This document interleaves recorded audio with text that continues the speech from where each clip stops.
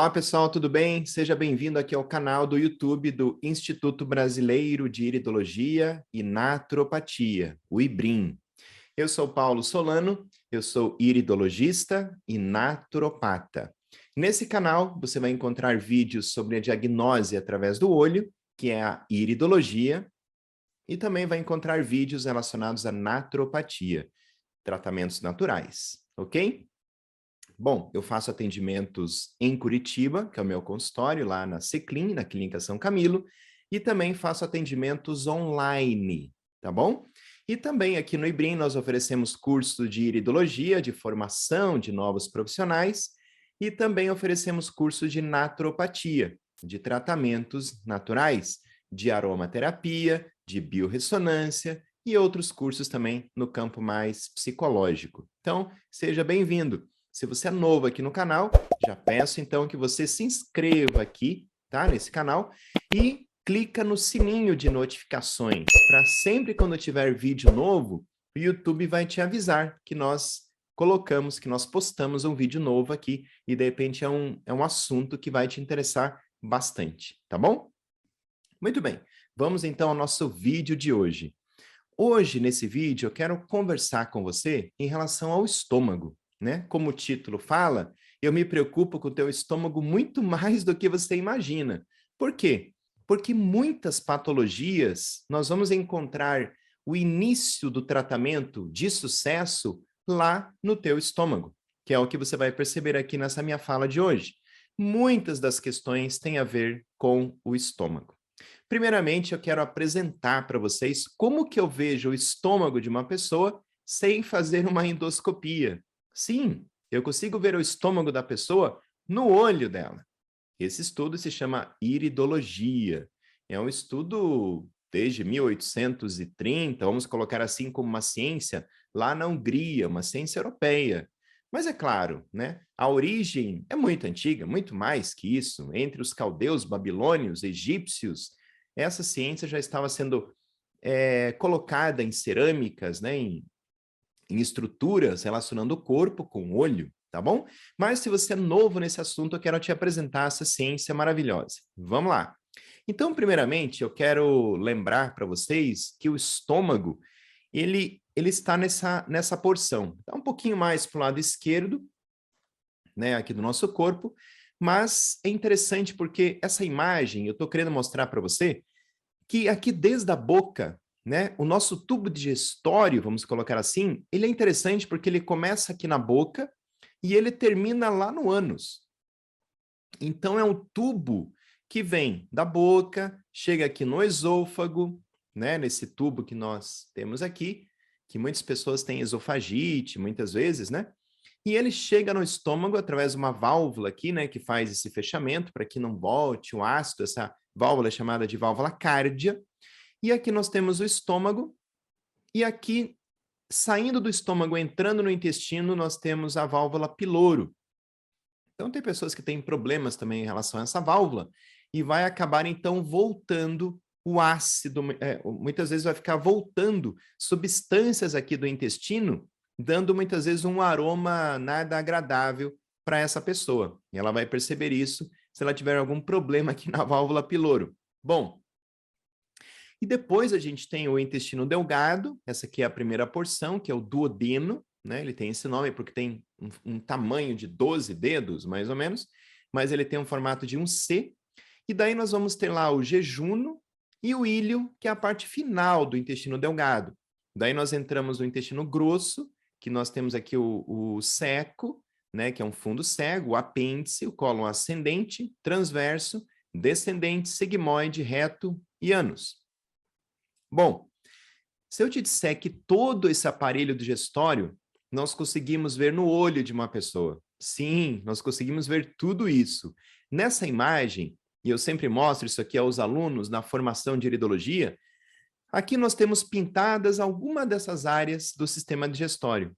Então, por exemplo, aqui eu tenho os 4 pontos do pâncreas, nós temos a vesícula biliar, o fígado, nós temos aqui também a representação do fígado posterior, nós temos aqui o esôfago, nós temos aqui a região da boca, das glândulas salivares, e nós temos aqui ao redor da pupila O estômago. Sim, nessa zona circular, ao redor da pupila. Então, nós temos o estômago da pessoa representado aqui, e nós também temos uma representação do estômago no olho esquerdo, como se fosse aqui dentro do intestino. Sim, dentro do intestino, na verdade, é uma origem embriológica do estômago que se situa mais ou menos aqui, bem na flexura esplênica aqui. Interessante, porque como que nós vamos ver o estômago de uma pessoa no olho dela? Vamos lá, quero mostrar para você. A pergunta primeira que eu te faço é o seguinte: quando uma pessoa ela está tendo problemas de estômago, a primeira coisa que a pessoa ela já comenta, não é, de gastrite, queimação, aquele ácido voltando, né, dando aquele refluxo, não é isso que ela comenta? Então, quando se fala em propagandas, né, de fármacos, né, que vão tratar uma possível gastrite, um possível problema de estômago, geralmente eles são antiácidos. O hidroxialumínio, hidroximagnésio, né, antiácidos. Mas será que toda gastrite é de origem de muito ácido? Será? Eu consigo ver no olho de uma pessoa qual tipo de gastrite que ela tem. Então, por exemplo, nessa imagem aqui, que é a hipercloridria, eu vejo que ao redor da pupila está muito branco. Essa claridade aqui, para mim, mostra que essa pessoa tem muito ácido. Muito ácido. Então, o alimento cai no estômago dela, queima, destrói, digere totalmente. Mas eu digo para você que de 10 pessoas, uma, talvez no máximo duas, tenham uma situação como essa. É muito raro. É muito difícil. A maior parte das pessoas tem essa situação aqui. Uma escuridão bastante grande ao redor da pupila. Mesmo que o olho seja marrom, nós podemos perceber isso também. Essa pessoa ela apresenta pigmentos. Sabe o que são esses pigmentos? É uma história familiar de gastrite crônica. Isso aqui realmente vai gerar aí úlceras, né? Problemas diversos no estômago da pessoa.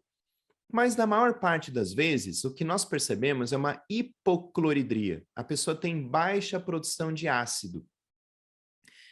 É normal que com os anos essa produção de ácido clorídrico ela vá diminuindo. É normal, né? Mas vamos dizer assim, é comum, mas não é muito legal que isso aconteça de uma forma tão rápida, onde nós percebemos pessoas já com 30, 35 anos já tendo problemas digestivos, até muitas vezes antes disso, né? Porque, na verdade, no lado psicológico, esse ácido que vai digerir o alimento, esse suco gástrico, ele é um conteúdo energético que uma pessoa tem de digerir as coisas da vida. Então, todo mundo sabe que uma pessoa jovem, né, uma mente jovem, ela assimila as coisas muito melhor. Um jovem é uma argila moldável. Ele consegue trabalhar com as situações, com as questões de uma forma muito maleável. Ele está em formação, ele está em entendimento. Então, ele pega uma ideia, ele contrapõe com uma outra ideia e ele assimila aquilo de uma forma muito mais suave. Agora, à medida do passar dos anos, você concorda que a maior parte das pessoas, os adultos, vão ficando muito inflexíveis, muito duros. Quando se coloca uma ideia nova para um adulto, ele muitas vezes ele não aceita, ele já vai rechaçando. Ele já vai colocando, não, isso aí não é assim. Eu estudei que não é de tal jeito, é de tal forma e ponto final. É assim que eu penso e acabou. Ou seja, ele não tem um conteúdo energético para assimilar e muitas vezes aceitar as coisas da vida. Porque uma boa digestão de uma pessoa é uma pessoa que tem um conteúdo de assimilação das coisas da vida, dos problemas, das situações, das adversidades, e uma forma de aceitar isso com bom grado para o seu crescimento e a sua evolução espiritual. Então, isso vai acontecendo com as pessoas, essa diminuição de ácido, porque as pessoas vão tendo uma diminuição dessa capacidade de aceitar as coisas da vida, as adversidades. Então, as pessoas batem de frente, brigam, chutam, lutam, ficam muito arredias as situações. E isso tem a ver com essa questão do ácido, vai impactar no ácido do estômago. Então é por isso que isso acontece. Então é por isso que essa escuridão começa a demonstrar para mim que o conteúdo gástrico dessa pessoa está diminuindo drasticamente. Mas por que que o tema dessa fala de hoje eu me preocupo muito mais com o seu estômago do que você imagina? Porque um estômago com baixa produção de ácido, a hipocloridria, não vai só impactar na digestão dos alimentos. O que essa pessoa vai sentir? Ela vai sentir estufamento, gases, má digestão, má assimilação de cálcio, má assimilação de nutrientes importantes, e principalmente proteínas. Então, essa pessoa vai ter carência de proteínas. Ela vai ter flacidez, muito mais do que qualquer outra pessoa. Se essa pessoa me reclamar, por exemplo, vamos colocar aqui de osteoporose, e ela me diz que está tomando cálcio. Espera aí, como que você está tomando cálcio? Será que você está absorvendo esse cálcio? Com certeza que não. Com certeza você tem uma carência de sódio orgânico, você tem uma carência de suco gástrico e você tem um sinal aqui na paratireoide. E a paratireoide é uma glândula que distribui o cálcio pelo corpo. Então ela já tem uma alteração hormonal. E esse estômago desse jeito. Então imagine se ela vai absorver o cálcio que ela está tomando. Não vai. Ele vai se perder, ele não vai assimilar. Então veja, tudo começa lá no ambiente estomacal. Se o ácido do estômago não estiver adequado, vai bagunçar tudo no corpo. Então, essa é a situação que nós chamamos de hipocloridria. Então, se a pessoa me reclamar de osteoporose, tratar o estômago. Se ela me reclamar de flacidez, não adianta ficar tomando colágeno, tem que tratar esse estômago. Se ela me reclamar, por exemplo, de qualquer coisa, estufamento, gases, tem a ver com o estômago. Agora, dentro da nutrição funcional, né, nós podemos pensar, por exemplo, em enzimas, em probióticos, mas não adianta entrar com enzimas, probióticos, se nós não tratarmos um contexto estomacal.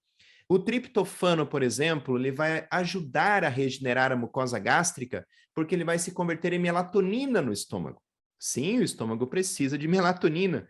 Vitamina B5 também precisa, vitamina A e glutamina. Sim, a glutamina. A glutamina é usada pelas células do estômago, né? Principalmente lá os enterócitos no intestino também, lá no intestino delgado, né? Nos colonócitos, não, que são lá no intestino grosso. Então, a glutamina é utilizada, sim, pelo estômago, para uma saúde estomacal, e também pelas células do intestino delgado.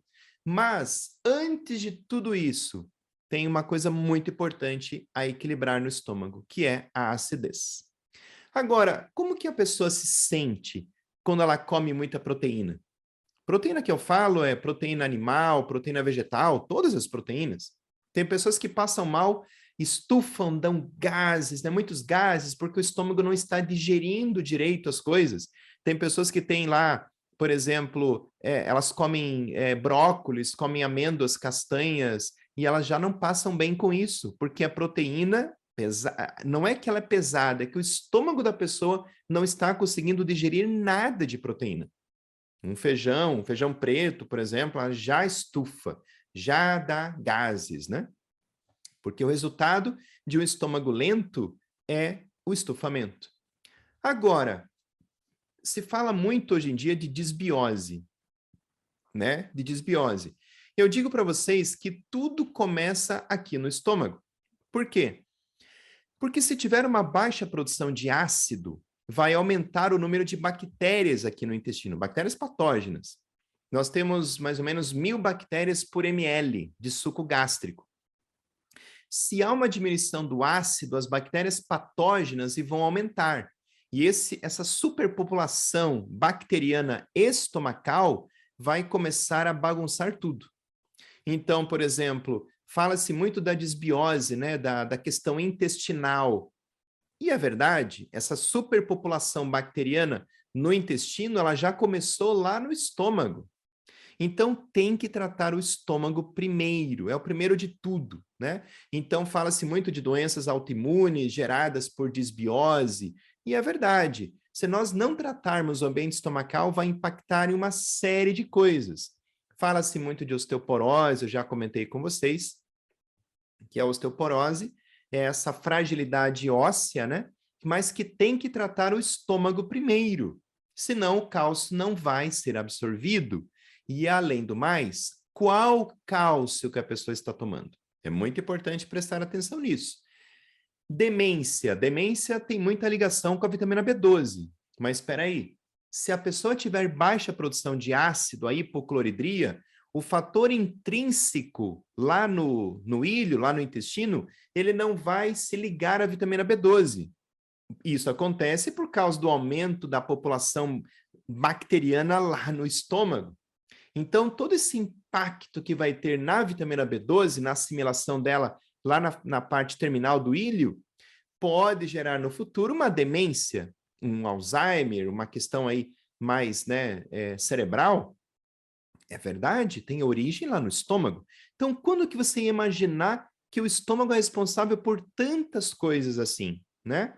Rosácea. Se você perguntar, tem alguma coisa a ver rosácea? Com certeza. Esse aumento de bactérias lá no estômago, essa superpopulação devido à baixa de ácido clorídrico, vai impactar também, né? Por quê? Porque a rosácea até hoje não se sabe a causa, mas aponta-se que é de origem emocional, ou origem como se fosse uma questão mesmo autoimune. E muitas doenças autoimunes têm origem na disbiose. E a disbiose está ligada com essa baixa produção de ácido clorídrico. Então, é claro que a nossa pele ela tem uma origem embriológica mesma do sistema nervoso. Sim, a origem é a mesma. Só que a baixa produção de ácido lá no estômago vai impactar em tudo isso. Então, veja, demência, rosácea, disbiose, doenças autoimunes, né, deficiência da B12, deficiência de assimilação de cálcio, ou seja, muitas coisas. A vesícula também. As contrações vesiculares dependem de um bom funcionamento estomacal. Se há uma baixa de ácido clorídrico, vai impactar nos movimentos da vesícula. Então, é mais fácil uma pessoa ter cálculo de vesícula se o estômago dela está alterado. Então, olha a cadeia de coisas. Por isso que eu digo, temos que tratar o estômago, né? Esquizofrenia, com certeza, porque vem lá daquela disbiose. Primeiro estomacal e depois intestinal. Sabe-se hoje que a disbiose, as doenças autoimunes, elas têm muitas vezes origem em todos esses processos, na parte digestiva. Então, doenças psicossomáticas, psicoses, né, têm origem na disbiose. Ou seja, é o que eu quis passar para vocês nesse vídeo de hoje, que muitas coisas têm origem no estômago. Ou seja, eu me preocupo muito mais com o seu estômago do que você imagina, né? Então, toda pessoa que chega no meu consultório, eu já vejo como que está o estômago dela, através do olho, tá bom? Bom, gente, tô ficando então por aqui, né? Se você gostou desse vídeo, te peço um like, comenta aqui embaixo, eu vou ler os teus comentários. Se você já teve algum problema de estômago, se você já tem essa situação de estômago, com certeza você assistiu esse vídeo porque isso te interessou, chamou a tua atenção. Comenta aqui embaixo, comenta se você conhece alguém com essas questões. Compartilhe esse vídeo para os teus amigos, para os teus familiares, nos grupos de WhatsApp que você participa, se você achar relevante, né? Muitas pessoas nem imaginam que a causa das suas questões começa lá no estômago desequilibrado. Se você é novo aqui no canal, se inscreva e clica no sininho para que sempre que tiver vídeo novo, o YouTube vai te avisar, né, para você assistir, tá bom? Meu nome é Paulo Solano, eu sou iridologista, naturopata e fundador do IBRIM, Instituto Brasileiro de Iridologia e Naturopatia. E é uma gratidão imensa estar aqui compartilhando esse conhecimento com você. Até o próximo vídeo.